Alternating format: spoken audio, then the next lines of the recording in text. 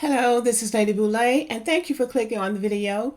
Thank you for your support. Thank you for your thumbs up, for your comments, and thank you for sharing the videos. Thank you for all you do to support the channel. Well, today I'm correcting something that I said in my last video. I said that President Lyndon Johnson extended Negro History Week to Black History Month in 1976. That is incorrect.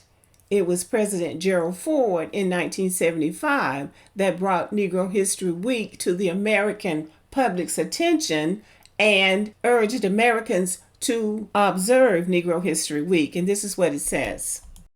In 1975, President Ford issued a message on the observance of Black History Week external, urging all Americans to recognize the important contribution made to our nation's life and culture by Black citizens. In 1976, the Association for the Study of African American Life and History expanded this commemoration of Black history in the United States from a week-long observance to Black History Month, which also has been known as African American History Month. In the same year, President Ford issued a message on the observance of Black History Month external. In subsequent years, presidents continued to issue messages external honoring Black History Month. So this was done by Republican presidents beginning in 1975 with President Gerald Ford.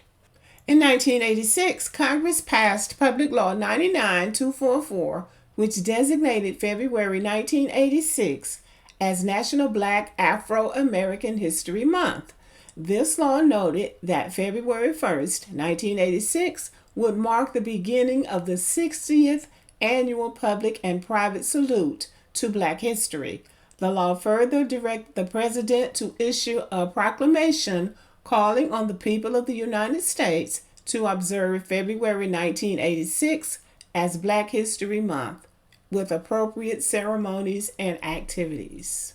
President Reagan issued Presidential Proclamation 5443 External, which proclaimed that the foremost purpose of Black History Month is to make all Americans aware of the struggle for freedom and equal opportunity. This proclamation stated further that this month was a time to celebrate the many achievements of African Americans in every field, from science and the arts to politics and religion. Since 1996, presidents have issued annual proclamations for National Black History Month. Now, what's telling here is that these are Republican presidents who recognize the contributions of Black Americans and who urge all Americans to observe and recognize Black American contributions to this country. This man's name is Austin Chang, or Chengi. He is a Nigerian immigrant who moved to the United States sometime recently. In 2020, he grabbed the spotlight and made a fool out of himself by claiming to run for the governor of Michigan as a Republican candidate. And the first thing that he was going to do was to end Black History Month. Now, he is a Republican candidate going to end something that Republican presidents put into place. And that's the ignorance of some of these immigrants. They think they can come in and take the side of what they think white supremacists take. And it's usually taking a side against Black Americans, and they think they're going to get somewhere. They do not understand the dynamics between Black and white Americans, especially Black Americans who came through the slave system. Somehow they think that they are going to get more respect than Black Americans. And so Black Americans will feed this. But this is a mistake. They think that white people don't know that they are runners from their own country. Many of them are from countries that white Americans will say are failed countries. But they're going to come here and they're going to be some big deal in America when they can't even do anything with their own country. They think white Americans don't see through that, but they do. They also don't realize that regardless of whether or not white Americans will acknowledge it, they know that Black Americans put this country in place and drives the culture. Now, y'all can get on here and complain and criticize and disagree with me all you want to.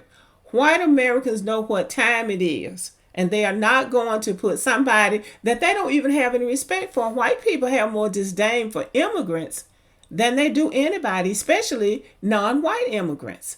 So you're just really wasting your time trying to wedge your way between black and white Americans. That isn't to say that they won't use you, but when they finish using you, they will discard you. That's how it works. Furthermore, we didn't need all of America to get involved for us to observe Black history and for us to commemorate and to celebrate what Black people had done in this country.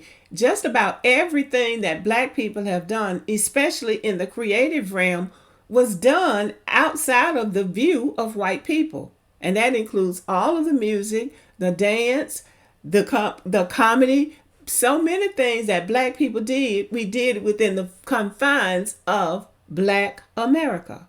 White people found out about it later.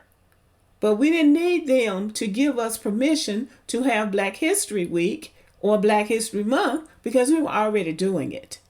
But I am making the correction. It was not President Lyndon Johnson, but it was President Gerald Ford and then President Reagan who brought the observance of Black History and Black History Month to the attention of the American people. Let us remember that Black history is American history. You cannot be erased and it cannot be ignored. So on that note, I will say, have a wonderful day. Thank you for listening. Let me know what you think about the video. Subscribe to the channel, give me a thumbs up, leave a comment, share the video, and as always, have a great day.